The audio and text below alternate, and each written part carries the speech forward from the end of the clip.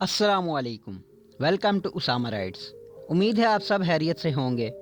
नाजरीन, आपने बहुत से खूबसूरत कुदरती मनाज़र देखे होंगे और इनको देखकर बाज़ औक़ात इंसान हैरत ज़दा रह जाता है और कुदरत के इन नज़ारों से पैदा होने वाली कैफियत को लफ्ज़ों में बयान नहीं किया जा सकता। और आज की इस वीडियो में हम आपको चंद ऐसी जगह दिखाने जा रहे हैं जो कुदरत की शाहकारी का मुँह बोलता सबूत हैं। लेकिन इससे पहले नए आने वालों से गुजारिश है कि हमारे चैनल उसामा राइट्स को सब्सक्राइब करके साथ मौजूद बेल आइकन को दबा दें। तो नंबर 1, फ्लाइंग गीज़र।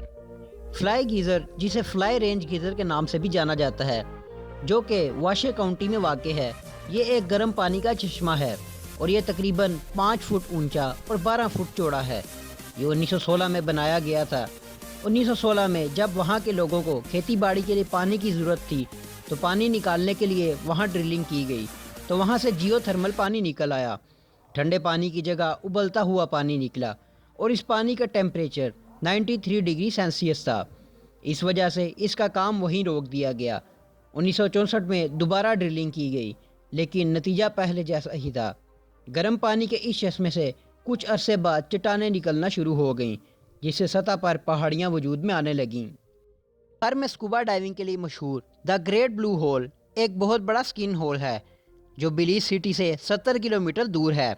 इसका डायामीटर 318 मीटर जबकि गहराई 125 मीटर है। इस जगह में ऐसी कई चीज़ें मौजूद हैं जो आपको इसकी तरफ माइल करेंगी, जिनमें से एक पानी के अंदर मौजूद ये गार। आसमान से द ग्रेट ब्लू होल का नज़ारा बहुत ही खूबसूरत है। साइंसदानों का मानना है कि ये स्किन होल 1.5 लाख साल से भी पुराना है।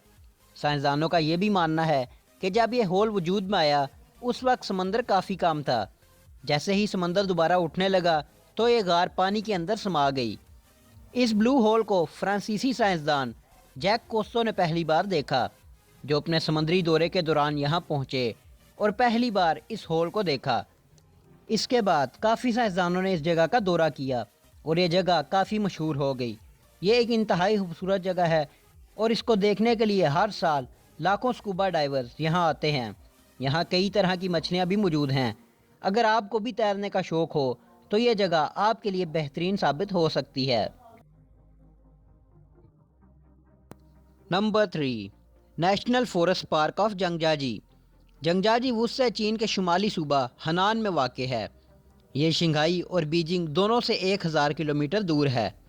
ये अपनी खतरनाक चोटियों, लंबे धारों, घने जंगलात और बड़ी गारों के लिए मशहूर है। ये कुदरती इलाका 4 कौमी पार्कों पर मुश्तमिल है। वुलेगान नामी इस इलाके में 243 चोटियाँ और 3000 से ज़ायद पत्थर मौजूद हैं।